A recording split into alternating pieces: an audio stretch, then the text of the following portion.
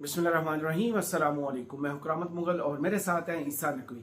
नकवी साहब, बिलाखिर वो खबर जिसका इंतजार था, जिस पर एक साल से बात हो रही थी, वो आ गई है। पाकिस्तान और अमेरिका के दरमियान क्रिटिकल मिनरल्स मादनियात के शोबे में मुआहिदा हो गया। अब तक इस मुआहिदे की क्या तफसीलात सामने आई हैं और इसकी इम्प्लीकेशंस क्या होंगी? देखिए, मेरा ख्याल है कि 3.5 साल, यानी अगर इस हुकूमत में आप शामिल कर लें ना अनवारुल हक काकड़ का वक्त भी, इमरान खान के जाने के बाद इस हुकूमत की शायद ये सबसे बड़ी और सिग्निफिकेंट खबर है।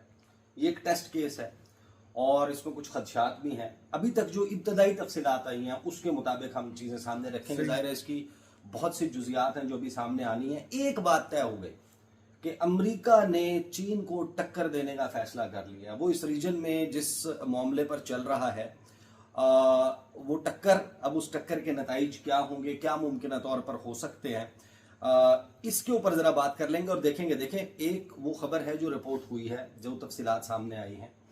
एक जो गवर्नमेंट ऑफ पाकिस्तान ने अभी तक इसकी तफसीलात जारी रखी हैं, उनको देखेंगे। साथ में चीन के हवाले से एक इंटरेस्टिंग खबर जो है वो रिपोर्ट हुई है। और फिर mining.com एक वेबसाइट है, उस पर कुछ टैरिफ एग्जेम्पशंस अनाउंस की हैं अमेरिका ने जी। इन सबको मिला के देखेंगे तो थोड़ा सा मंजरनामा जो है उसमें क्लैरिटी आती हुई दिखाई देगी। अभी तक जो फर्स्ट इंप्रेशन है उसको, यानी कि जो मेरा फर्स्ट इंप्रेशन है, पाकिस्तान ने बिल्कुल 100% ट्रांसपेरेंसी के साथ इसकी अभी तक जो तफसीलात हैं वो सामने रखी हैं।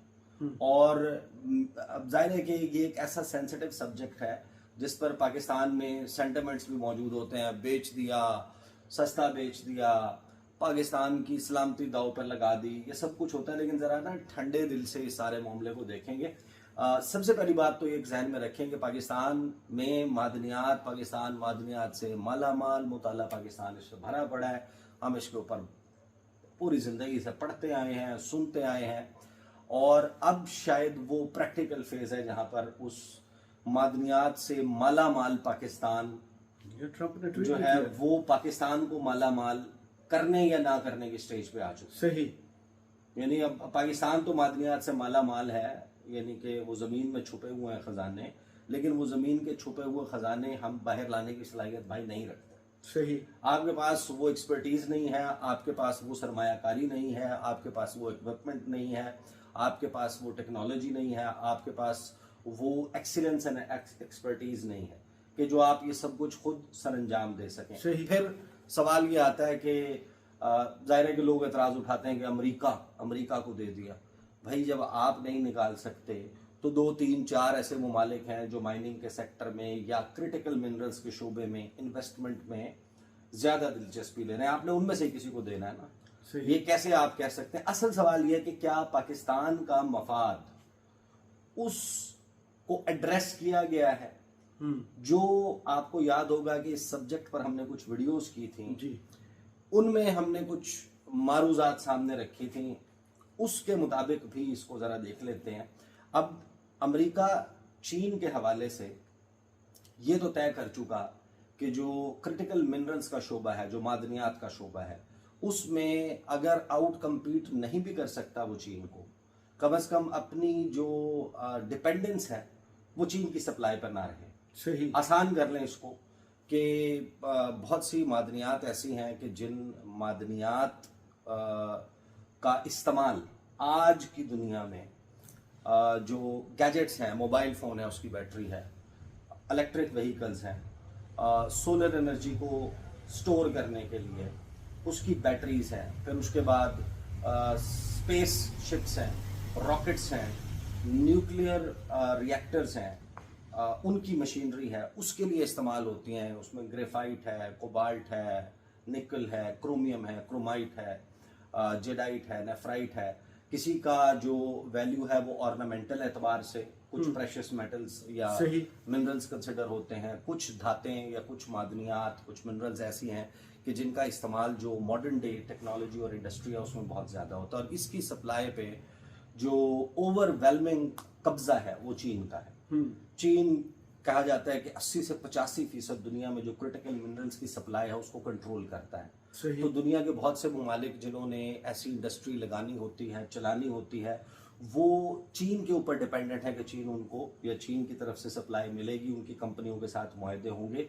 तो जब ये मुआहदे होते हैं तो दीगर ताल्लुकात भी बढ़ते हैं और उन ममालिक की एलिजियंस, अतात गुजारी या शुक्र गुजारी के जज्बात बीजिंग की तरफ हो जाते हैं। सही। तो सुपर पावर्स की जो राइवलरी है उसमें ये एक लड़ाई बड़ी अहम है। अगर आप जो अभी रिसेंटली जो आउटकम डॉक्यूमेंट आए हैं, चाहे वो G7 का हो, चाहे वो खासतौर पर क्वाड जो क्वाड्रिलेटरल सिक्योरिटी डायलॉग है, अमेरिका, इंडिया, जापान और ऑस्ट्रेलिया का, उनके आउटकम डॉक्यूमेंट्स पढ़ें तो वो आपको खास तौर पर नुमाया तौर पर नजर आता है कि क्रिटिकल मिनरल्स का शोबा। अब पाकिस्तान में ग्रेफाइट से लेके जिन मादनियात की, जिन धातुओं की मैं बात कर रहा हूँ, उनकी कानें मौजूद हैं और अमेरिका खास तौर पर फोकस कर रहा है उन मादनियात, उन क्रिटिकल मिनरल्स पर जिनका इस्तेमाल जो है वो डिफेंस के शोबे में खास तौर पर सही। जो डिफेंस का शोबा है उसमें वो नहीं होना चाहता किसी और पर डिपेंडेंट, और ना ही वो ये चाहता है कि चीन उसके किसी इत्तहादी की सप्लाई को चोक करके, कम करके और रोक के एक स्ट्रेटेजिक एज जो है वो हासिल कर सके। उसी के लिए अमेरिका ने जो यूक्रेन का के साथ मुआहदा है वही सीख कर रहा था ना बेसिकली। जो आपने देखा कि ज़ेलेंस्की के साथ जो एक एपिसोड हुआ वहां पर 190-192 बिलियन डॉलर्स की बात हो रही थी। अब ये टेस्ट केस है पाकिस्तान वाले मामले में और इस टेस्ट केस की कामयाबी जो है वो पाकिस्तान के लिए बड़े दरवाजे खोल देगी। आपको याद होगा कि चंद रोज पहले, बल्कि कुछ वक्त पहले, जो मुलाकात हुई थी ब्रसल्स में army chief field marshal Syed Asim Munir की पाकिस्तानी कम्युनिटी के साथ, उसके ऊपर एक फिर आर्टिकल, एक कॉलम लिखा सोहेल बड़ाई साहब ने। वो उस कॉलम के हवाले से एक एपिसोड और वो क्रिएट हो गया, लेकिन उसमें कुछ जुमले थे, आपको याद होगा कि पाकिस्तान जो है तो अपने मफाद के ऊपर समझौता नहीं करेगा, दूसरा ये दावा था कि हम दोस्त, किसी भी एक दोस्त के ऊपर दूसरा कुर्बान नहीं करेंगे, बिल्कुल, और सबको साथ लेकर चलेंगे। अब जाहिर है कि ये है बड़ा ट्रिकी पार्ट कि चीन और अमेरिका दोनों के साथ बैक वक्त पाकिस्तान एक अनोखा मुल्क है। पाकिस्तान वो अनोखा मुल्क है जहां पर चीन के जंगी लड़ाका तैयारे और अमेरिका के जंगी लड़ाका तैयारे बैक वक्त फिजा में मौजूद होते हैं और उन दोनों का रुख जो है वो एक दूसरे के खिलाफ नहीं होता बल्कि किसी और के खिलाफ होता है। हाँ।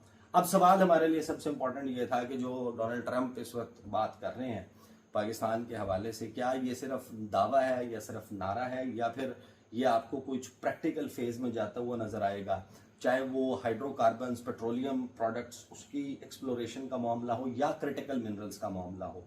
तो जाहिर है कि ये भी सवाल है हमारे सामने कि क्या चीन और अमेरिका उनकी दिफाई टेक्नोलॉजी जैसे पाकिस्तान की फिजाओं में या पाकिस्तान के पास मौजूद है, क्या उनकी कंपनियां पाकिस्तान में कोई एग्जिस्ट कर सकती हैं? तो अब ये सवाल है जिसकी कुछ चीजें तो जाहिर है कि वक्त गुजरने के साथ सामने आएंगी। दुनिया में बहुत सी ऐसी जगह हैं जहां पर दो किस्म की दुकानें तो इकट्ठी खुली हुई हैं। दो किस्म के मुआहदे हुए हैं। मुआहदा सिर्फ क्रिटिकल मिनरल्स का नहीं है बल्कि लॉजिस्टिक्स और इंफ्रास्ट्रक्चर की डेवलपमेंट और उनका जो बेसिकली जो लोग आएंगे इन प्रोजेक्ट्स के लिए, उनके लिए रिहाइश गाहों से लेके बाकी मामलात का भी है। और जो तफसीलात इस मुआहदे की रिपोर्ट हुई हैं वो भी देख लेते हैं, लेकिन उससे पहले देखें कि जो mining.com है उसने एक खबर दी है कि US tariff exemptions on gold, tungsten and uranium take effect. कि अब वो अमेरिका या वो डोनाल्ड ट्रंप जो दुनिया के हर मुल्क के ऊपर पाबंदियां लगा रहा है, उनके ऊपर टैरिफ्स लगा रहा है कि आपने अगर अमेरिका में सामान बेचना है तो आपको इतने पैसे इजाफी आप पे टैक्स के तौर पर लगेंगे जो आप गवर्नमेंट को पे करेंगे, उनकी जो एक्सपोर्ट्स हैं अमेरिका में मुश्किल बना रहा है अपने यहाँ इंडस्ट्री को फरोग देने अमेरिका फर्स्ट पे चला गया और इजाफी रेवेन्यू इकट्ठा करने के लिए। वही अमेरिका जो है वो एग्जेम्पशंस दे रहा है, इस्तिस्ना दे रहा है कुछ मखसूस क्रिटिकल मिनरल्स पे। और इसकी तफसीलात क्या है? स्टार्टिंग टुडे, आज से इसका इतलाक हो रहा है, की minerals including gold, graphite, tungsten and uranium are officially exempt from US global tariffs under an executive order signed late on Friday by President Donald Trump। यानी लेट नाइट उन्होंने एक एग्जीक्यूटिव ऑर्डर, इंतजामी हुक्मनामा जो है उस पर दस्तखत किए और उसमें उन्होंने ये तय कर लिया कि भाई इन चीज़ों की जो एक्सपोर्ट है यूएस उसके ऊपर कोई इजाफी टैरिफ नहीं लगेगा। ये जो मिनरल्स हैं जिसमें एक्सक्लूड कर दें अगर गोल्ड को, ये तमाम की तमाम किसके लिए कंसिडर होती हैं कि ये क्रिटिकल है, बहुत अहम है। उसमें न्यूक्लियर एनर्जी है, उसमें एरोस्पेस है एंड एडवांस्ड मैन्युफैक्चरिंग। और अमेरिका ये वो मादनियात हैं जो खुद बड़े पैमाने पर प्रोड्यूस नहीं करता। अब इसमें पाकिस्तान वाले मामले पर आ जाए, मेरा ख्याल है बड़े ट्रांसपेरेंट मैनर में कुछ चीज़ें अभी तक जो इब्तदाई तफसीलात हैं, आ जाहिर है कि पूरा तफसीली मुआहदा और ये सब कुछ।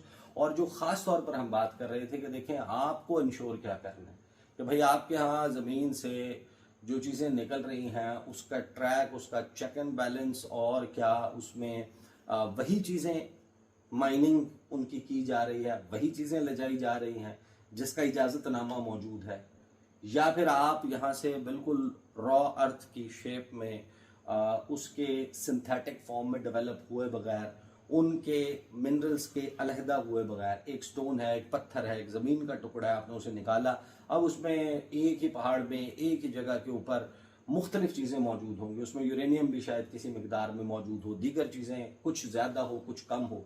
आपने ज़ाहिर है कि एक मखसूस चीज़ का ठेका दिया, तो उसकी रिफाइनिंग का प्रोसेस, उसके सिंथेटिक फॉर्म में प्योरीफाई होने का प्रोसेस वो पाकिस्तान में होना चाहिए। एंड बड़ी ही इसमें यानी कि एक इत्मीनान की बात है कि ये वाला काम जो है वो करवाया गया है।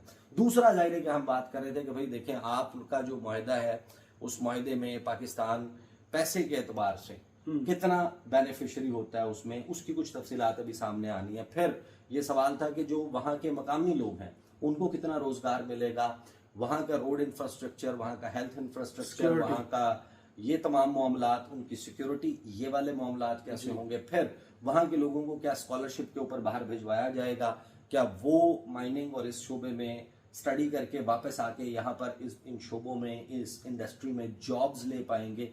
ये वो बुनियादी सवालात थे जो फिल वक्त की जो तफसीलात हैं उसके मुताबिक तो एड्रेस होते हुए नजर आ रहे हैं। देखें जो तफसीलात आई है ना इस खबर में उस तरीके से मौजूद नहीं है, लेकिन फिर कुछ ट्वीट्स मेरी नजर से गुजरे हैं गवर्नमेंट ऑफ पाकिस्तान के हैंडल से, ऑफिशियल हैंडल से, उसमें कुछ तफसीलात आपको सामने नजर आती है। और ये इतनी इंपॉर्टेंट मीटिंग थी कि इसके ऑप्टिक्स ये थे कि वज़ीर आज़म काबीना के अहम तरीन लोग, field marshal Syed Asim Munir, DGI, ये तमाम के तमाम लोग जो हैं वो मौजूद थे। और फिर वो जो कंपनियां हैं उनके नुमाइंदे, उनके वफूद वो मौजूद थे। और जो साइनिंग है उसको भी विटनेस इन सब ने मिलकर किया। कुछ लोग सामने मौजूद थे, कुछ लोग अकब में मौजूद थे। और वज़ीर आज़म, खबर क्या रिपोर्ट हुई है कि वज़ीर आज़म शहबाज शरीफ से अमरीकी कंपनियों के वफ्द ने मुलाकात की है जिसमें क्रिटिकल मिनरल्स पर मुआहदा और कई मफाहमत की याददाश्तों MOUs पर दस्तखत हुए हैं। वज़ीर आज़म शहबाज शरीफ से अमरीकी वफ्द ने मुलाकात में डिप्टी वज़ीर आज़म इसहाक डार, वफाकी वज़रा और आर्मी चीफ भी शरीक थे। एलामिया के मुताबिक अमरीकी कंपनियों ने पाकिस्तान में कानकनी और इंफ्रास्ट्रक्चर में सरमायाकारी में दिलचस्पी का इजहार किया है।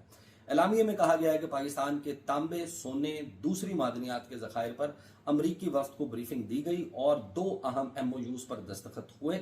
मादनियात और लॉजिस्टिक्स शोबे में ताउन पर इत्तफाक हुआ। FWO और अमरीकी कंपनी के दरमियान क्रिटिकल मिनरल्स पर तारीखी मुआहदा हुआ और इब्तदाई मरहले में $50 करोड़ की सरमायाकारी का ऐलान, $0.5 अरब। ये मैं इसको क्यों कह रहा हूँ, ये बड़ा है। अब $0.5 अरब सुन के आप कहेंगे कि यार कहाँ हम बात कर रहे थे $6,000 अरब की। IMF से 1 अरब की किस्त के लिए हम क्या कुछ नहीं नहीं कि $6,000 अरब के खजाने मौजूद हैं और आपका मुआहदा सिर्फ $50 करोड़ का हो रहा है। $75 अरब की आई थी खबर। नहीं, लेकिन अब आप देखें इसमें ये टेस्ट केस है ना। अगर आप इसको सक्सेसफुली एग्जीक्यूट करने में कामयाब हो जाते हैं तो ये पायलट प्रोजेक्ट है। That will open up the space for the world, companies world over, कि आप कंपीट करें। पाकिस्तान यहाँ पर अगर ये निकाल रहे हैं, ये कर रहे हैं, ये तो इब्तदाई इन्वेस्टमेंट है ना। असल चीज ये है कि ये पायलट प्रोजेक्ट या ये ट्राई बॉल, जैसे क्रिकेट खेल रहे होते हैं आप, और आप जैसे ओपनिंग से पहले आप आउट हो जाए तो आप कहते हैं कि यार ट्राई बॉल था, मैं तो ट्राई कर रहा था। टोकन इन्वेस्टमेंट नहीं, but very important I think कि अभी तक जितनी सुहाने ख्वाब दिखाए गए थे ना उनमें पहले तौर आपको अमली तौर पे आप उसमें दाखिल होते हैं। एंड खरबों डॉलर्स की बारिश। नहीं, मैं आपको फ्रैंकली बताऊं, देखें पाकिस्तान के लिए ये बहुत इंपॉर्टेंट है, था, और इसकी आगे एग्जीक्यूशन जो है ना वो अब इसमें जो खदशात है उसके ऊपर हम आगे चल के क्योंकि बात करेंगे। अच्छा, एलामिया के मुताबिक पाकिस्तान से एंटीमनी, तांबा, सोना, टंगस्टन एक्सपोर्ट होगा और अमेरिकी कंपनी पाकिस्तान में जदीद पॉली मेटालिक रिफाइनरी कायम करेगी। मुआहिदा रोजगार, टेक्नोलॉजी ट्रांसफर और पायदार तरक्की का जामिन होगा।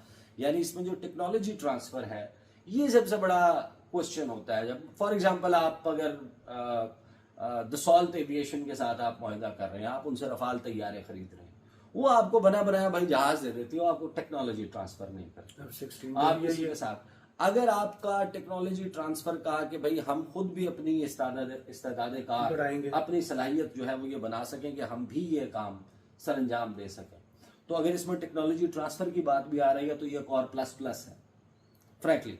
एंड फिर आगे इसमें क्या है जनाब, टेक्नोलॉजी ट्रांसफर पायदार तरक्की का जामिन होगा। एलामिया में कहा गया कि एनएलसी और दूसरी अमेरिकी कंपनी के दरमियान लॉजिस्टिक और तामीरात पर एमओयू पर दस्तखत हुए हैं। अमेरिकी कंपनी पाकिस्तान में तवीलुल मुद्दती शराकत दारी की ख्वाह है। वफ्द का दौरा और मुआहदे पाकिस्तान में गैर मुल्की सरमायाकारी की नई मिसाल है। ये है फिर गवर्नमेंट ऑफ पाकिस्तान का ऑफिशियल ट्विटर हैंडल। इस पे आप जब स्क्रॉल डाउन करते हैं तो आपको पता चलता है कि एक हाई लेवल यूएस डेलीगेशन जो है वो USSM, United States strategic metals and Mota Engil, renowned global companies in the mining and infrastructure sector, उनकी मुलाकात हुई वज़ीर आज़म शहबाज शरीफ से। विजिटिंग कंपनीज ने अच्छा ये तो वही तफसीलात है ना जो हम अभी पढ़ चुके हैं, लेकिन जब आप इसका जो फ्लायर बनाया गया है उसमें कुछ चीज़ें लिखी गई हैं कि 2 एमओयूज जो है वो साइन हुए हैं बेसिकली पाकिस्तान और अमेरिका के दरमियान, जिसमें डेवलपमेंट और प्रोसेसिंग ऑफ क्रिटिकल मिनरल्स है, उसमें रेयर अर्थ एलिमेंट्स REEs और लॉजिस्टिक सर्विसेज शामिल हैं। फिर इसकी जब आप मजीद तफसीलात में आते हैं तो आपको पता चलता है कि जो कोलैबोरेशन है क्रिटिकल मिनरल्स के शोबे में, जो डिफेंस, एरोस्पेस एंड टेक्नोलॉजी के लिए इंपॉर्टेंट है। अब आप mining.com की खबर जो हमने आगाज में डिस्कस की उसको याद करें कि अमेरिका 3 शोबे हैं जिनसे रिलेटेड मिनरल्स को एग्जैम्प्ट कर रहा है वर्ल्ड ओवर कि उनके ऊपर टैरिफ नहीं लगेगा। वो जो डिफेंस के शोबे में, जो एरोस्पेस के और टेक्नोलॉजी के शोबे में इस्तेमाल होने वाले क्रिटिकल मिनरल्स हैं। मसलन उसमें सिर्फ एक एग्जाम्पशन है कि गोल्ड उसमें इजाफी है, गोल्ड का उस तरीके से स्पेसिफिक अब लग रहा है पाकिस्तान के हवाले से। तो ये आता है फिर first phase investments of approximately 500 million in Pakistan critical mineral sector इसमें होगी। ये FW और USSM के दरमियान मुआहदा हुआ है। और फिर नेशनल लॉजिस्टिक्स कॉरपोरेशन NLC और मोटा एंजल ग्रुप जो है उसके दरमियान क्या हुआ है लॉजिस्टिक और इंफ्रास्ट्रक्चर का, जिसमें to identify priority markets where Mota Angel can align with the government's vision and private sector initiatives। ये जाहिर है कि उसके हवाले से लॉजिस्टिक्स और उसके शोबे में जो है वो काम करेगी। अब इसमें जाहिर है कि कुछ जो बुनियादी सवालात आपके जहन में मौजूद हैं, ख़ास तौर पर कि एक तो ये कि तारीख़ी मुआहदा है, अभी तक हमारे पास इब्तदाई तफसीलात आई हैं और जैसे आपको मालूम है कि अमेरिका को एक खदशा या एक सवाल अमेरिका का पाकिस्तान के ऊपर उस वक्त से ही मौजूद था कि जब CPEC जो है वो साइन हुआ, उसका आगाज़ हुआ। अमेरिका का बेल्ट एंड रोड इनिशिएटिव, उसको अमेरिका ओपन पॉलिसी है कि वो उसको उसके खिलाफ वो प्रैक्टिकली बहुत कुछ चीज़ें कर रहे हैं। हमसे ये मुतालबा किया जाता रहा कि आप हमें तफसीलात दें, हम चीन के साथ आपके क्या टर्म्स पे मुआहदा हुआ है, हमें रोकने की कोशिश की गई, हमें उसके ऊपर दबाव भी डाला गया। और इंडिया में तो बाकायदा इंडिया का एक ओपन पॉलिसी है CPEC के हवाले से, बेल्ट एंड रोड इनिशिएटिव के हवाले से। अब टेक्निकली जो बात की थी फील्ड मार्शल ने कि हम एक दोस्त के लिए दूसरे को नाराज़ नहीं करेंगे, तो फ्रैंकली स्पीकिंग अभी 1 हफ्ता पहले, 1-1.5 हफ्ता, अभी वक्त तो नहीं गुजरा ना, आपका जो शंघाई ताबून तंजीम का सरबराह इजलास था 28 सितंबर, हाँ, उसके फौरन बाद 28 अगस्त वो कन्वर्ट हो गया था बायलैटरल विजिट में, बायलैट में आपने देखा कि CPEC का 2nd फेज अनाउंस हुआ है और $8.5 अरब की सरमायाकारी पाकिस्तान और चीन के दरमियान उसके मुआहदे हुए हैं। और उसके कुछ ही दिन के बाद आप देखते हैं कि आपका अमेरिका से मुआहदा हुआ। तो जाहिर है कि चीनियों को सरेदस्त कोई ऐसा एतराज़ नज़र नहीं आता, वरना वो कि ये जो है वो ज़ीरो सम गेम स्टार्ट हो गई है। अगर तो ऐसा होता तो फिर वो आपका CPEC 2.0 फेज, नेक्स्ट फेज, वो लॉन्च ना हो रहा होता, $8.5 अरब। बट इसमें भी आप जाहिर है कि इसमें कंक्लूजन के ऊपर इतनी आसानी से नहीं पहुंच सकते। सही। जो इंटरनेशनली जो गेम्स हैं उनकी कम्प्लेक्सिटीज बहुत ज़्यादा होती हैं, बहुत पेचीदा किस्म की गेम्स होती हैं। अब असल सवाल ये है कि इसकी जो एग्जीक्यूशन है वो जहाँ होनी है वो बलूचिस्तान है, वो खैबर पख्तूनख्वा है, वो मुमकिन तौर पे, अभी तक ज़ाहिर तफसील तो सामने नहीं आई, मुमकिन तौर पर वो गिलगित बल्तिस्तान भी है। अब ये 3 एरियाज़ हैं जहाँ पर ये होगा, और यही 3 एरियाज़ हैं जहाँ पर चाइनीज़ भी ऑपरेट कर रहे हैं। इससे पिछला स्टेप आप याद करें, अब ये सारी चीज़ें कनेक्टेड हैं। पाकिस्तान की तरफ से दौरे, अमरीकी वज़ीर ख़ारजा का upcoming visit to Pakistan, Marco Rubio ने आना है। कुछ बातें चल रही हैं कि फॉलोअप में हो सकता है कि अमरीकी सदर जो हैं उनका भी दौरा हो जाए पाकिस्तान का कुछ वक्त के बाद। कोई अचंभे की बात नहीं होगी, हो सकता है कि वो इंडिया के साथ क्लब करके साथ में दौरा हो जाए, हो सकता है कि अलहदा से हो जाए। ये सारी बातें जो है कि चल रही हैं, और चीन जो है वो यकीनन इसको बड़े क्लोजली देख रहा होगा। अब इनका सबका को एग्जिस्ट करना, और फिर जो मैं बता रहा था आपको कि ये सारी चीज़ें आपको कनेक्टेड नज़र आती हैं कि अमेरिका ने BLA को एक टेररिस्ट ऑर्गेनाइजेशन डिक्लेयर किया, उस तरीके से मजीद ब्रिगेड उनके वो कहाँ पर कर रहे थे ये सारी कार्रवाइयाँ? बलूचिस्तान में। तो अमेरिका किस वक्त करता है ये? जब तक पाकिस्तान कहता रहा, जब तक चीन जो है उसके काम में रखना आ रहा था, तो उस वक्त तक अमेरिका ने ये काम नहीं किया था। तो वो अमेरिका खुद जिस वक्त आना चाह रहा है तो उन्होंने BLA के ऊपर एतराज़ भी उठा दिया। देखिए पाकिस्तान के लिए तो विन विन सिचुएशन है ना। अगर पाकिस्तान के सॉइल पर चाइनीज़ और अमेरिकन कंपनीज को एग्जिस्ट कर लेती हैं, अब आप अपने जहन में सवाल उठाएं, मेरे जहन में एक फॉरेन अफेयर्स का रिपोर्टर या स्टूडेंट होने के नाते जो सबसे बड़ा सवाल आता है कि इससे अगला स्टेप ये होगा कि अमरीकी आपसे ये कहेंगे, ये मैं आपको अभी गेस वर्क कर रहा हूँ, जब हो जाएगा तो हम कह देंगे कि भाई गेस वर्क में हमने कह दिया था, वो आपसे कहेंगे कि हमने कोयटा में कॉन्सुलेट खोल दिया। वो डिमांड आ चुकी नहीं, अब रिन्यूड डिमांड। हाँ। वो तो आज से नहीं आई ना, वो तो पाकिस्तान तो दहाइयों से वो दे वांट इट, लेकिन पाकिस्तान ने नहीं अलाउ किया, किसी वजह से नहीं अलाउ किया। अब वो करते हैं, अब क्या वही सिचुएशन रहती है या चेंज हो जाती है? फिर इनका कोएग्जिस्ट करना, चाइनीज का और अमेरिकन का पाकिस्तान में अमेरिका में इकट्ठा होना। एक बात तो तय है कि अमेरिका चीन को टक्कर देने का फैसला कर चुका, सही, क्रिटिकल मिनरल्स के शोबे में। अब वो जो टक्कर है उसमें कहीं कोऑपरेशन की गुंजाइश निकल आती है। जैसे हम कह रहे हैं कि हमने माजी में आप लोगों के ताल्लुकात थ्रू करवाए थे, हम आज भी जो है वो ये काम कर सकते हैं। वो सर निक्सन के वक्त में हेनरी किसिंजर का खुफिया दौरा और फिर उसके नतीजे में चीन और अमेरिका के ताल्लुकात कायम होना हम माजी में कर चुके हैं। आज की जो ग्रेट पावर्स राइवलरी है उसमें ये अगर हो जाता है, पाकिस्तान थ्रू कर लेता है, इसको पुल ऑफ कर लेता है, तो I think this would be the biggest diplomatic achievement in modern diplomatic history, not Pakistan. सही कि आप दो दुनिया की सुपर पावर्स, एक इमर्जिंग और एक डिक्लाइनिंग, जो एक दूसरे से बरसरे पैकार हैं, गुत्थम गुत्था हैं, उनके दरमियान एक कोलैबोरेशन एग्जीक्यूट करवा दें पाकिस्तान में। तो देखते हैं कि अभी इसकी मजीद तफसीलात क्या आती हैं। बहुत शुक्रिया ईसा नकवी आपके तजिए का। कमेंट्स में जरूर बताइए वीडियो आपको कैसी लगी। इजाजत दीजिए, अल्लाह हाफिज।